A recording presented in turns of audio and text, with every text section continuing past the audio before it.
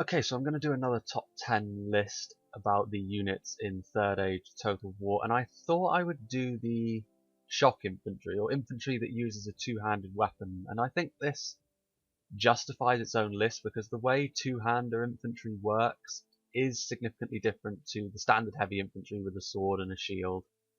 And they're more about doing damage to the enemy more than staying alive, and as a general rule this does mean that they are not as effective overall in the game because that's just the way that Medieval 2 works. But they are good for doing damage to the enemy, breaking through the lines, that sort of thing. So I thought I would do a list of this category, and it is worth saying that in this list, perhaps more than any other, there are some examples of some units are statistically better than others and will, in a straight up fight, beat them, but I put them lower down on the list purely because I don't believe they are in keeping with the faction. They're not particularly useful to the faction overall. And we'll get there when we get there, but there is going to be perhaps more of my opinion in this list than there is in any other list that I do. So we'll start off at number 10, I think. So, number 10, and we start off with Gondor's Axemen of Erebor. Now, for their bonuses, it's worth getting this out of the way right at the start. All of these units, unless I specify otherwise, have a bonus against cavalry and a bonus against armor. This is very important when it comes to talking about shock infantry because getting through armor is honestly one of their main benefits. If you back up one of your more survivable heavy infantry units with one of these shock infantry, you're going to be able to get through armor and you're going to be doing a lot more damage. As for the bonus against cavalry, cavalry is still going to be able to charge into you and do a great deal of damage, but in sustained melee, if you can trap them with a unit of heavy axemen like these, you're going to be doing a lot of damage to the cav. You're going to be chopping them down pretty quickly. As for the Axemen of Erebor, they don't really have any special bonuses that most other shock infantry doesn't have, which is, kind of a letdown. There are some with some pretty interesting bonuses on this list. But as for the stats themselves, they have 8 attack, 10 defense, and 6 charge. Now, 6 charge is pretty decent for an infantry unit. It's not the best, but it's not the worst. 8 attack, again, is pretty decent as well. Most of the shock infantry will have a higher emphasis on attack rather than defense. There are some exceptions to this rule, but we'll get to them. The 10 defense, though, is low. It's the lowest defense on this list, I believe. Yep, it is the lowest defense on this list. 10 is kind of poor. It means that they're going to be able to be singled out by archers pretty easily. It also means that in sustained melee, if they don't have any form of backup, they are going to lose pretty hard if they are either outnumbered or outclassed in the infantry fight. Other than that, there's nothing really overly special about them. 470 is very cheap. I think it is the cheapest unit on this list, which means as a part of Gondor's army, it's actually pretty affordable. For the most part, Gondor doesn't really have what you would call affordable units. They're pretty expensive for the most part, but these guys, 470 is not bad. You can have 3 before the price increases. Also, 150 men in the unit, 152 without the general. So that's pretty good. Also with shock infantry, if you're going to take a straight up charge, you want them to be as wide as possible, so as much as the charge connects. Now, I'm only up against militia, so this should be a bit of a foregone conclusion. This is just to show that a unit which is, supposed to be just used for holding the line can perform pretty poorly against shock infantry overall. Even one which is, the Axemen of Erebor are a basic shock infantry. There honestly isn't that many two-handers in 3rd Age as a whole. There are only 4 that didn't make the list. So these Axemen are technically in the bottom half, but, nonetheless, they are still a good unit to use as Gondor because of how cheap they are, and they can sort of patch a hole in your army. Because obviously you're probably going to have to cut corners somewhere as Gondor, and these guys will offer you good damage for the price. Now these spears are going to charge into me, which is honestly a pretty dreadful idea. They should be in Skilltron.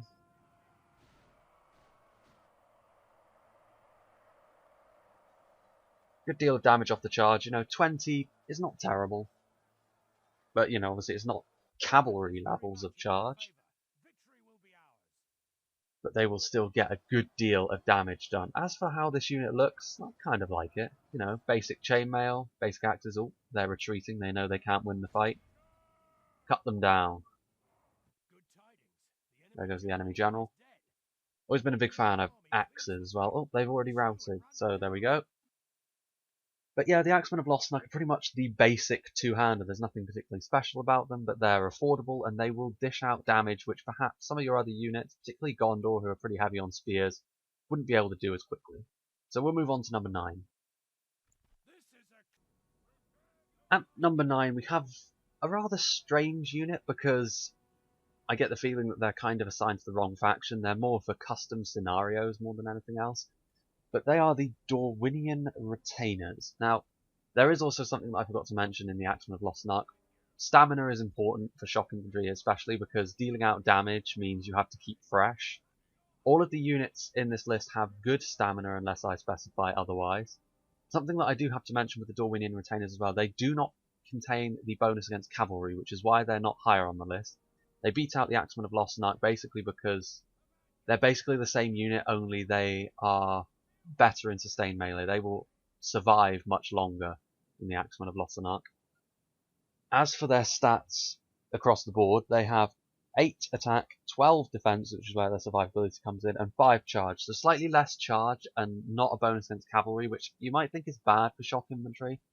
But one of the major problems that shock infantry does have is their survivability. The Dorwinian Retainers being more survivable than the Axemen of Erebor does at least allow them to get up to number 9 on the list. They cost 500 each, which is slightly more, but you can have 4 before the price increases, which is better value for money in my opinion. It's having more, getting massed up is a little bit more important than just having 30 florins less on your base cost, I think. 150 men per unit, which means they have 2 less than the Axemen of Erebor, but again, this is the sort of margins where it doesn't really matter. They're a kind of an odd unit though, because I think they were intended to be in Dale's faction based on their shields and based on their look. As you can tell, they're with Gondor. You know, again, a unit for custom scenarios, I believe, but you know, they're still there. They only show up in Gondor's roster if you don't have it set to, well, if you have the units allowed set to all rather than just early. So there's a thing. As they don't really have anything special about them though. They're more survivable than the Axemen. They do take a bit of a hit. I don't think the fact that they're missing the bonus to cav, and the slightly lower charge is worth them getting any higher on this list. Also, importance to faction. They don't really have a faction as such. Like, I've never really seen them used when facing Gondor or playing as Gondor. So, you know, if you have these guys available, they're good, but again, kind of an odd one. Again, just up against militia, I don't expect the militia to do very well, especially not against a unit which is pretty good in sustained fighting. I do like the look of these guys though. They've got that Dale aesthetic going on with their shields. Nice axes. Let's charge in. Very odd though, very odd. They do earn a place on the list though. They run on a kind of dwarven philosophy almost of being slightly more survivable over being a little bit more damaging. Which, you know, is more friendly on the game mechanics, it must be said, but it's also not really the sort of thing you want to be using shock infantry for. That was quick. Well, there you go. As soon as their general dies, they're gone. But yeah, the Dorwinian Retainers, kind of an odd unit, but they earn a place on the list. Moving on to number 8. So, number 8, we have the Riddermark Axemen of Rohan. Now, there isn't really anything special about these guys either. They do, however, have the good armor trait, which does, again, count in their favor. It means they're not quite so vulnerable to arrows. It means they'll last longer in sustained melee against units that don't have armor-piercing weapons. And also, in terms of stats, they have 8 attack, 11 defense, and 6 charge. That means they have 1 more defense than the Axemen of Erebor, which puts them higher than them, obviously. And the good armor trait and the return of the effectiveness against cavalry and everything puts them ahead of the Dorwinian Retainers as well, in my opinion. There's also the fact that the Riddermark Axemen are perhaps the one Rohan infantry unit that doesn't underperform apart from the Royal Guard. They are going to be a part of any Rohirrim army, I think, even if they're on the defense, just because of how much damage they do and how poor their mainline infantry is. Apart from these guys, and the Royal Guard, and possibly the Arid Lancers as well. They're a good unit, and they also represent good value for money. 530, you can have 3 of them. 151 in the unit. I like these guys because they really do boost Rohan's infantry, and they boost it in a way that it really does need. It's still not good enough to make Rohan a good infantry faction, but these guys, at least in and of themselves, perform very well. The good armor trait also does help them in that regard, undoubtedly. So, send them into battle against the Breland militia. Good looking unit as well. They suit Rohan very well. Nice armor, nice axes, nice shields. You won't ever see them using their shields, of course, but there you go. It's really that good armor trait which pushes them above the Dorwinian Retainers, because it means they have all the survivability and more of the Dorwinian Retainers, whilst maintaining that little bonus against cavalry. They of course lose a bit in terms of value for money, but as Rohan, your army's pretty cheap across the board anyway, so that little 30 florins increase isn't really going to hurt you too much. And as I've said, they're going to be a part of any Rohan army online. The damage they do is much needed. Good contrast to the Royal Guard, the dismounted Royal Guard anyway. The mounted Royal Guard are all about damage.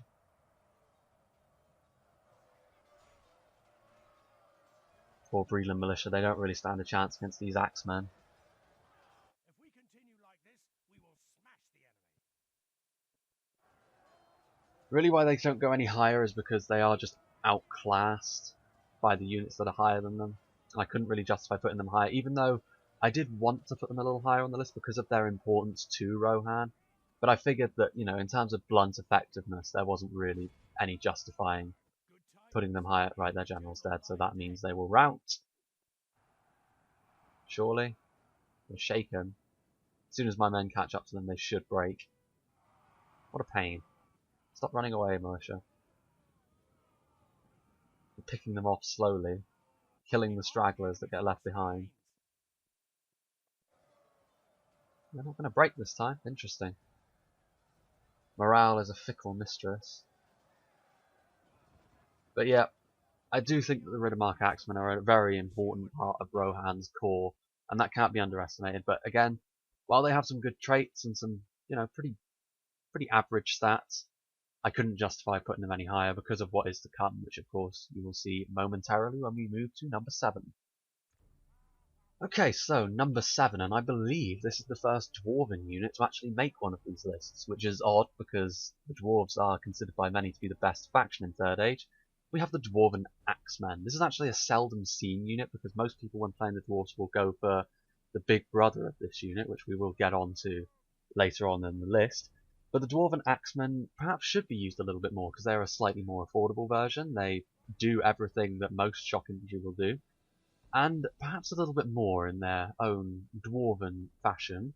So we'll move on to the stats. 8 attack, which is, you know, seems to be pretty basic so far on the list, but 14 defense and 6 charge. That's considerably more defense than anything we've seen so far. They, of course, too, have the well-armored trait like most dwarven infantry. They cost 640 each, which is kind of expensive, but when you put it next to the rest of the dwarven infantry, particularly the high-tiered stuff, it's actually kind of affordable. You can have 3 before the cost increases as well, so it's honestly not that bad compared to some of the other units, which we'll get to, you know, sooner than you'd think. So, the Dwarven Axemen, I think a solid unit. There's not really much to say about them, other than the fact that they're well armoured and they're cheap for a Dwarven infantry. Dwarven? This isn't Warhammer. Dwarven.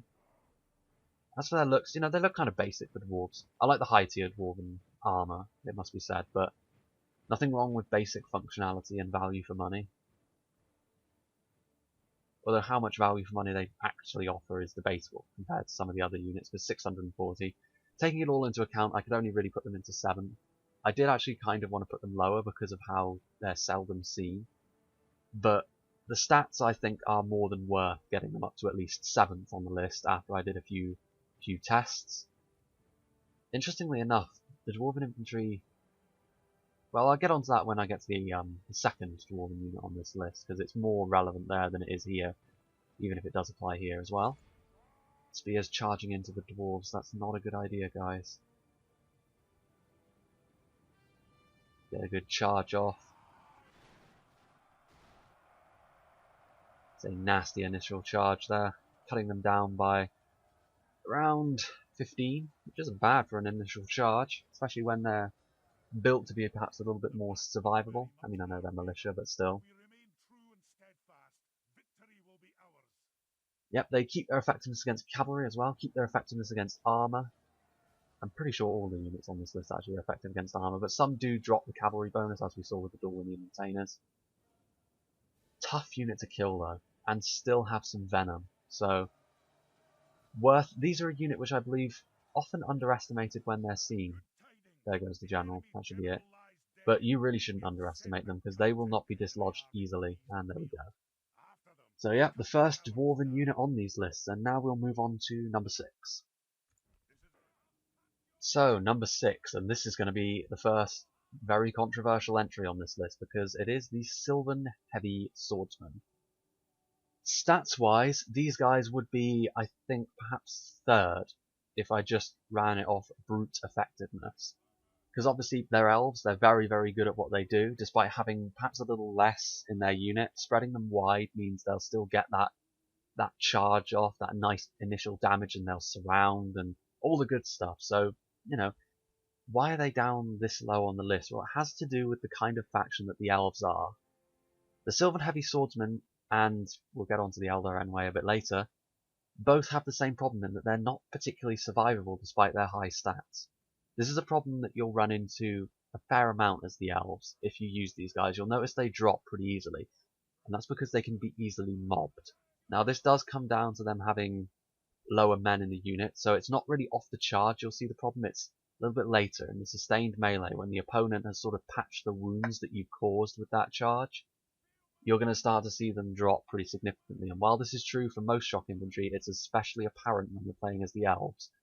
Every elf you lose is not good, because you have significantly less men per unit, all of your units are more expensive, you need to make every elf count, and the Sylvan Heavy Swordsmen honestly don't do a particularly good job of doing that in the most case. In most cases. In the most case? What the hell am I talking about? Anyway, they will, however, do a lot of damage. That's worth saying. As in terms of an effective unit, they are very, very good indeed. But I just don't think they fit the Sylvan Elves in particular. Their philosophy is sitting back, letting their archers do the work for you, making your opponent come to you. You don't often need to be aggressive as the Sylvan Elves, which is what this unit really is kind of all about. I think more often than not, I've seen the Sylvan Heavy Swordsman be used as a waste of money rather than a gain on your opponent in any way.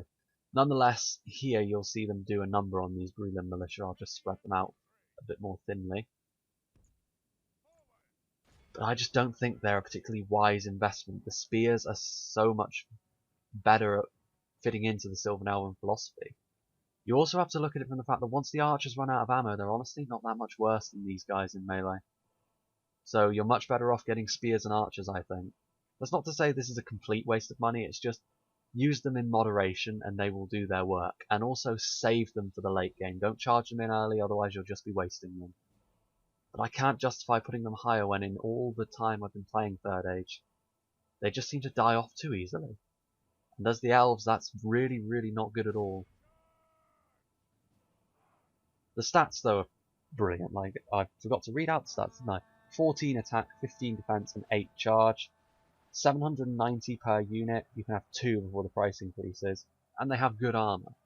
All of these things are significantly better than anything else I've listed so far, and will be significantly better than some of the units that are ahead of them. They just don't fit into the Sylvan Elves philosophy, in my opinion.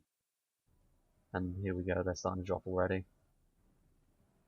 Maybe, you could say that I know that if people disagree with me, they'll say you've just been using them wrong, but it's not just me. And I just can't see why you would prioritize heavy swordsmen over spears and archers, and by the time you've got those two, you won't have a lot of money left over. And it will probably be worth your time getting something a little bit better. Something a little bit more along the lines of Sylvan Spearmen, for example. They will do the job better, in my opinion, than these guys. They'll survive better, they'll fit into your battle plan a lot more easily, because the Sylvan Elves really only have one battle plan. And yeah, I'm just not the biggest fan of these guys, so we'll move on to number 5. Well, number 5, and it's, you know, the obvious choice. The Elven units often clump together on these lists, and it's no exception here. The Elder Swordsmen, and this one, honestly, probably a little bit more controversial for being this low because they're better in melee than the Sylvan Heavy Swordsmen, just outright better because they have 1 more in attack and 1 more in defense at 15, 16, and then the charge of 8. A little bit more expensive as the High Elves tend to be, 820 per unit, and you can have 2. They too have good armor. Excellent stamina as well on both these units, it's worth mentioning, but again, Elder Swordsmen, and while they are better than the Sylvan Heavy Swordsmen, and they do kind of fit into the High Elven philosophy a little bit more, I don't see how you could justify spending money on these guys when you have Elder Archers, Elder Spearmen, and if you wanted heavy infantry, you have the Mithlon Nobles and the Smiths of Erebor that you could be spending money on. This puts these guys very far down the pecking order in terms of priority. And this, in turn, of course, means you probably won't be getting them because if you have reasonable funds as the Elves, you're going to be running out of money at that point if you have those 4 units in any sort of quantity that I mentioned. They are good, yes. There's no doubting the damage they can cause, and indeed, there is only 1 unit that can beat them on this list, 1v1, and to say that unit is on the list is arguable, and you'll see what I'm talking about when we get there. Potentially these guys, in terms of brute effectiveness, are the best shock infantry in the game. But if anyone doesn't need shock infantry, it's the Elves. They need a survivable front line, shoot them down with the arrows. The High Elves don't differ too much from the Sylvan Elves in that respect, and if you need shock, why not use the Elder Lancers? Like, I don't see the point of these guys unless you have an extortionate amount of money. And if you're playing like a very, very high funds game, then the Elves will pretty much rock anyone's world except the Dwarves.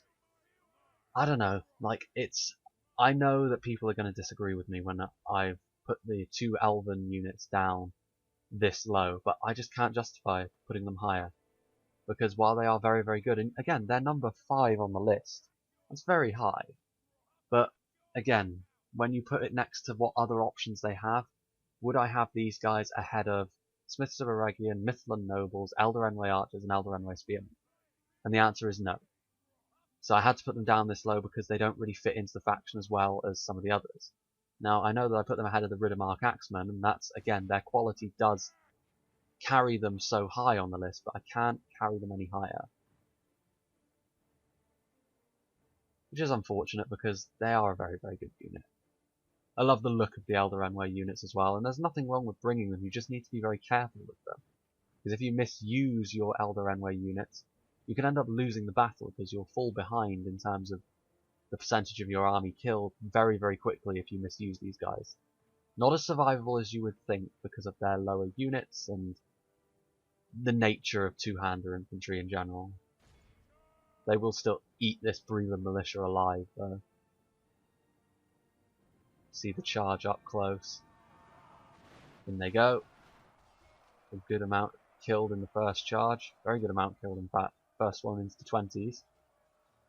That charge of 8 is very, very good. There is only 3 other units that can equal or better that. Oh, they're running away. They know they are beaten. General should be trapped in melee, so he should go down. Oh no, there he is. Is that the general? Yes, I believe it is. The general managed to worm away.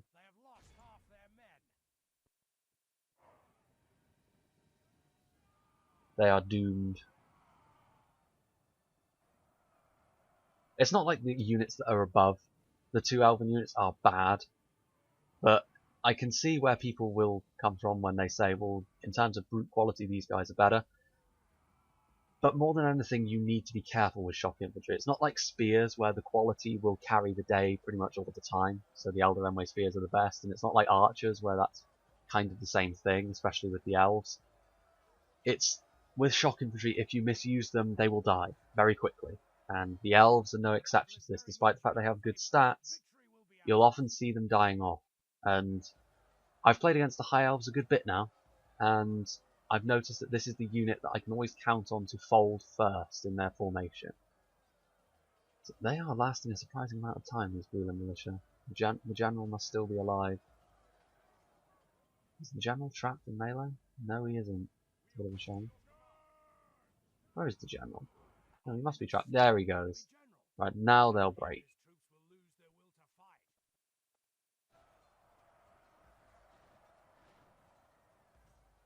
Yeah, man.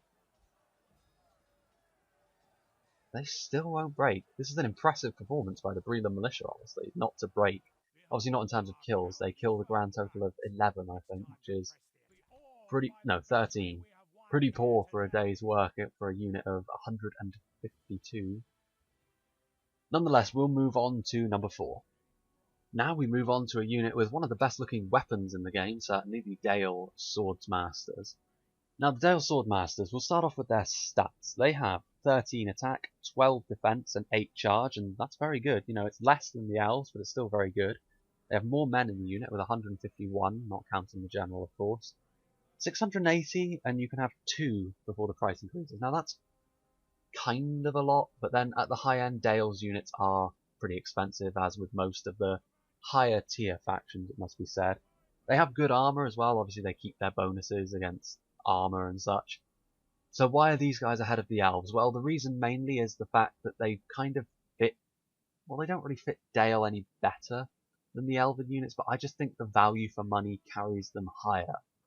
As the Elves, if you lose a unit, it's pretty much game over for you. It's going to start a sort of domino effect where your army starts to become just outflanked because you can't cover everything. Whereas with Dale, it's a bit less of a priority. They have more men in the unit. The value for money, I think, the proposition there is higher. The Dale Swordmasters still have a bit of a problem when it comes to falling quicklier? What the hell am I talking about? More quickly than you would expect. Now, this is a problem that I've noticed sometimes be more acute than others, and that's mainly if these guys start to get overwhelmed. They will fold a little bit more quickly than the units that are above them. Nonetheless, they will do the job that all shock infantry does of charging in and doing a great deal of damage. I think I can just... Also, the fact that they have more men in the unit means you can stretch out a little further without becoming paper thin, so that's always nice. A unit which has disappointed me in the past, but has also performed well for me. Kind of a wild card here. Awesome looking weapons though. Backing these guys up with the Barding Herd as well, that's something that the Elves can't do because they don't have pikes. They do have spears, but I think the Barding Herd and the Dale Swordmasters, when put together in a formation, very, very tough to get through. Barding Herd providing the solid base and the Swordmasters providing the damage. Not the only faction that can do that, of course. You can do it with Gondor and their Axemen and their better pikes, it must be said, but the Swordmasters' damage, 13 is high. Again, down into the 30s, as you would possibly expect. Do lose units pretty quickly, though, honestly. It says they have good armor, but I'm not sure I even believe the game when it says that. Because while they do have very good damage, they seem to be glass cannons in the extreme. Very similar to the Elves, really. It's only really the value for money proposition which raises them higher, so to speak. Excellent stamina as well, it must be said.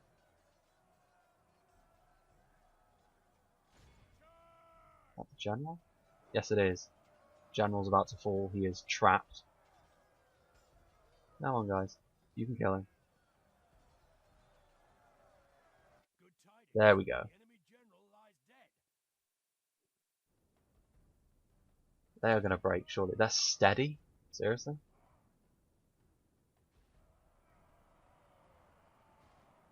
Well, they won't be for long. Huh.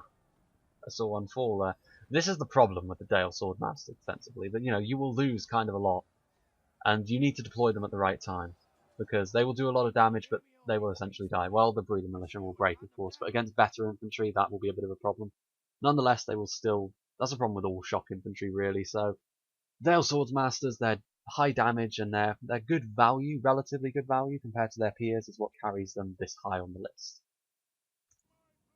So coming in at number 3, we have the Sylvan Elves making a return to the list, and with the Woodland Warriors. Now, I know that in a 1v1 they will lose to the Sylvan Heavy Swordsmen, and yes, technically speaking, if you look into it, Sylvan Heavy Swordsmen as a single unit are better than these guys.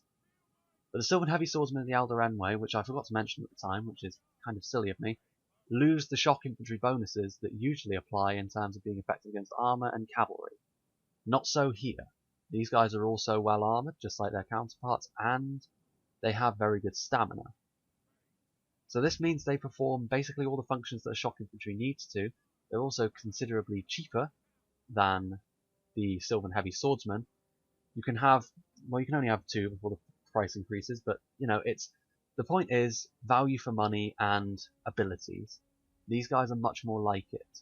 They will allow you to do damage on the front lines whilst not costing overly much.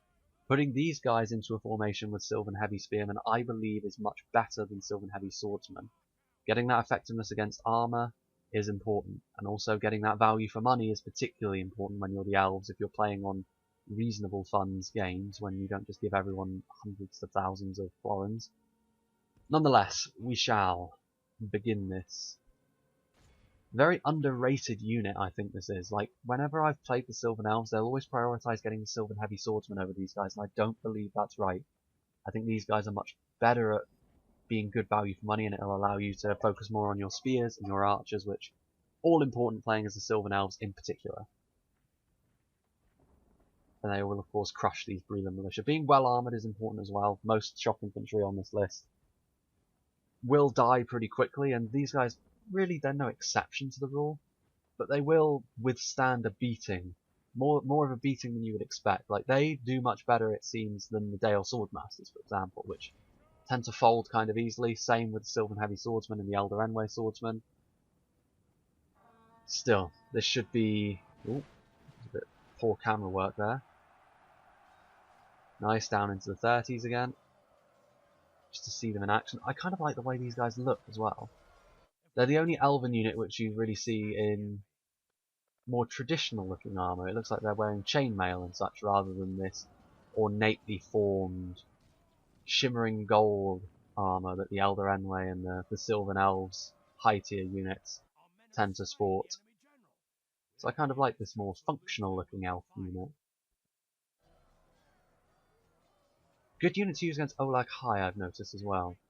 Without pikes, the elves tend to struggle against stuff like Olag High. But these guys, pretty good. If you can sort of get the Olag High stuck in amongst them, they'll take a good amount of damage. There goes my general. First into the breach. Okay, come on guys, break. They're only shaken. Come on. There we go. So, the Woodland Warriors. I like them.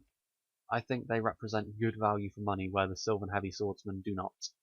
So now we'll move on to number 2. So at number 2 we have the second Dwarven unit, and that is the Axemen of Erebor. And they buck the trend in terms of shock infantry a little bit because their stats are 9 attack, 16 defense, and 6 charge. That means they put more of an emphasis on defense, and not only that, but they are the only shock infantry unit to have very good armor, which means archers will have a very tough time whittling them down, and in sustained melee they'll just have that bit of extra muscle, that bit of extra grunt when it comes to sustaining themselves in melee. As far as price goes, 720 is a lot. Only the elven units can boast a higher price than this. You can only have 2 before the price increases as well, but the high tier dwarven infantry is so difficult to deal with. And this unit, you know, it's not as good as their sword and shield units, it must be said, but then shock infantry, as a general rule, will have a little bit less effectiveness in that regard anyway.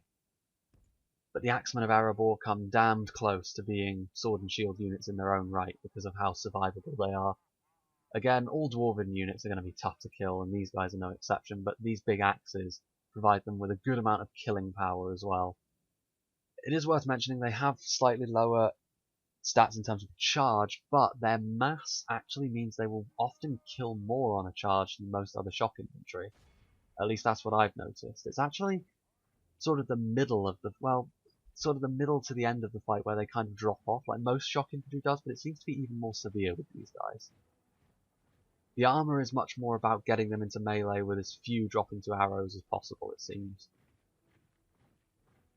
Nonetheless, it doesn't really matter against militia. Of course, they're going to squash these guys. It's academic, but they will still...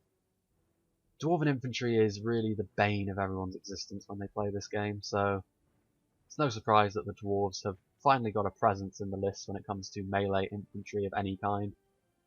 Haven't taken the number 1 spot though. There are technically two units which are better than them, but I'll get on to those two in a moment. Just see this collision. The mass will come into effect. Dropping down into the 30s, well, near into the 20s. It's also worth mentioning that against higher tier infantry, their armor bonus and their mass will start to play more of a role. So against something like the elves will lose a significant amount more because they don't have much mass, because they don't have many units, of course, and of course the armor and everything. So these are actually a very good unit for facing the elves because of the damage they do, getting through that elven armor. Oh, they're broken. And, you know, just generally getting the job done. So yeah, the Axemen of Erebor, I like them. Very good unit. You know, people will often use them ahead of the Dwarven Axemen for good reason, because they are more effective. But, you know, got to be wary because the dwarves are pretty expensive. They're not as expensive as the elves, but it can pile up. Those costs can certainly pile up. Moving on to number 1 then. So coming in at number 1 is the battle-ready Dunedain. Sort of, and I'll get onto that after this, but the battle-ready Dunedain are the best standard unit to make this list. Their stats, 15 attack, 13 defense, and 8 charge. The only unit that can really boast better stats than this are the Elder Swordsmen down in 5th. They cost 750 each, which is even more than the Axemen of Erebor, and you can only have 2. They have less in the unit, and the only bonus they have is combat bonus in woods. So why are they so much higher than stuff like the Axemen of Erebor and the Elves? Well, for one, they fit Arnor very, very well. If you put these guys in formation with Arnor pikes and dismounted Dunedain knights, your infantry force is going to be damaging, survivable, all the right mix of things. There's also the fact that just sometimes you can't really put it down to the stats. I've seen these guys be effective in pretty much every battle they're deployed in. Whereas this isn't the case with some of the other units. Even the Axemen of Erebor I've seen used poorly. Whereas these guys, not so. I've seen them used well. At least they've given a good accounting of themselves pretty much every battle I've seen them in. And I can only assume that this has to do with the fact that they just fit Arnor's faction well. But yeah, also they look fantastic. There's not really much to say other than the fact that, again, you know, my opinion comes into this. It's not a purely mathematical thing, mainly because there's so many factors to take into account. It would take me a very, very long time to work out which was mathematically the best two-hander infantry. Well, actually, I'm pretty sure I could guess which one it was. It's not any on the list so far, but discounting that one, I believe these guys are the best. They fit Arnor too well for me to ignore. And Arnor are a pretty solid faction irregardless of this. They can do a lot of damage off the charge both on foot and on horseback. Primarily on horseback, of course, but, you know, 15 attack is also very, very large. It equals the Elder Swordsmen, which means in terms of the all-important damage-dealing stats, they are at least equal with the elves. And they can equal the charge as well. It's only really the defense, the survivability, where they supposedly lose out, but more often than not, I've seen these guys last longer than the elves in combat, or at least prove themselves more value for money than the elves in combat. So, again, there's some things that you just have to put down to how well they fit into the faction, and the battle-ready Dunedain, for me, are the best standard two-hander infantry in the game. But there is one more unit that's worth mentioning, which... So, the Wildcard on this list, Isengard's Berserkers. Now, I was reluctant to include these guys on the main list because they do have some pretty fundamental differences to the rest of the units on the list. And technically, if they were on the list, yes, they would be number 1 because of their effectiveness. I can't really deny that these guys are what sells Isengard as a faction to me. So let's go through the stats. 15 attack, which is, you know, up there. It's equaling the best. 10 defense, which is honestly not brilliant. 12 charge, which is the best by a significant margin. 4 even. That's very important when it comes to shock infantry. They only cost 640 each. You can only have 2 before the price increases, and honestly, there will probably be a limit of 3 of these guys in any battle you face, because having any more than that, and it starts to become a little ridiculous. And anytime when there are unit caps placed on individual units, you know they're pretty damned effective. They only have 76 per unit, which is, you know, you would think it would be a noticeable weakness, but honestly, it doesn't really matter. They have excellent stamina, of course. They're not really going to break anytime soon.